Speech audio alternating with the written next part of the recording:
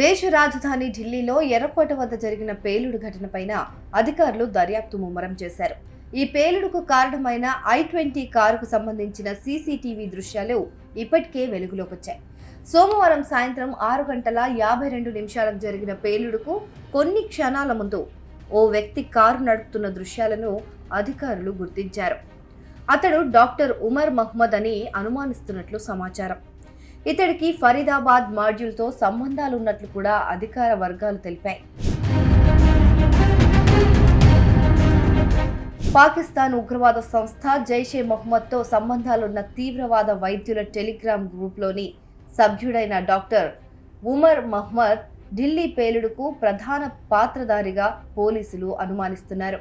ఢిల్లీలోని ఎర్రకోట సమీపంలో సోమవారం సాయంత్రం జరిగిన పేలుడును ఆత్మాహుతి దాడిగా పోలీసులు భావిస్తుండగా కారును నడిపిన వ్యక్తి ఉమర్ మహ్మదే ఆత్మాహుతి బాంబర్గా అనుమానిస్తున్నారు.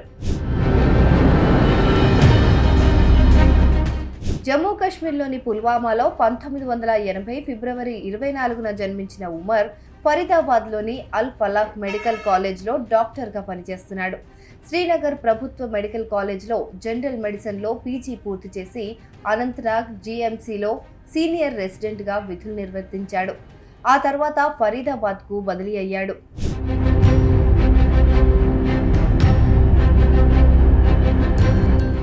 సోమవారం ఫరీదాబాద్లో అరెస్టైన ఇద్దరు డాక్టర్లు ఆదిల్ అహ్మద్ రథర్, ముజామిల్ షకీల్లకు కూడా ఉమర్ సన్నిహితుడు. తమ స్నేహితుడు అరెస్ట్ కావడంతో తాము కూడా దొరికిపోతామేమోననే భయంతోనే హ్యుండాయ్ కారుతో వచ్చి ఆత్మాహుతికి పాల్పడి ఉంటాడని అనుమానిస్తున్నారు. ధ్వంసమైన కారులో శరీర భాగాలు, చేతివేళ్లు లభ్యమయ్యాయి. ఆ మృతదేహం ఉమర్ మహ్మద్కు చెందిందా కాదా అని నిర్ధారించడానికి DNA పరీక్షలు నిర్వహిస్తున్నారు.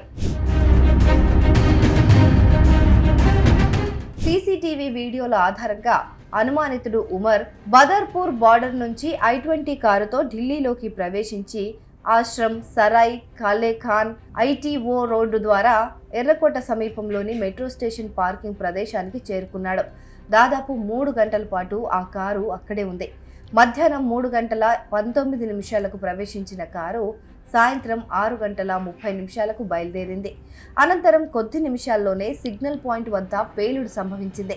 అయితే కారు తీసుకొచ్చిన తర్వాత అనుమానిత వ్యక్తి ఉమర్ ఒక్క నిమిషం కూడా కారులోంచి బయటకు రాలేదని పోలీసులు సీసీ కెమెరాల ద్వారా విశ్లేషించి చెప్తున్నారు. అయితే పేలుడుకు సంబంధించి ఉమర్ ఆ ప్రాంతంలో ఎవరివో సూచనల కోసం ఎదురు చూస్తున్నట్లు ఉందని పోలీసులు అనుమానిస్తున్నారు.